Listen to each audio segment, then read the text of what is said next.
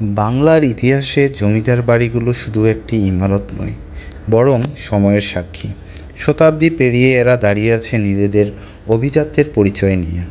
বাংলার গ্রামগঞ্জের অযত্ন ও অবহেলায় পড়ে থাকা এই জমিদার বাড়িগুলো একসময় প্রাচুর্য আর ক্ষমতার প্রতীক। জমিদার বাড়ির প্রতিটি কারুকার্য, প্রতিটি ইট যেন বলে যায় অতীতের কাহিনী, যা আজ অনেকের কাছেই বিস্মৃত প্রায়।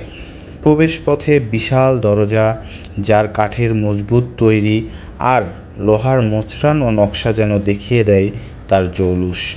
বড় বড় ছাদ, উঁচু স্তম্ভ, কারুকাজ করা জানালা আর আড়ম্বরপূর্ণ বসার ঘর, এই সব কিছুই গড়ে উঠেছিল জমিদারদের শৌখিনতায় আর তাদের অপরিসীম ধনসম্পদের মাধ্যমে।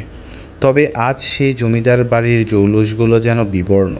কিছু বাড়ি এখনও সংরক্ষিত হয়েছে, যেখানে রাজবংশের উত্তরাধিকারীরা আছেন, কিন্তু বেশিরভাগ আজ খালি পড়ে আছে, ধ্বংসের পথে।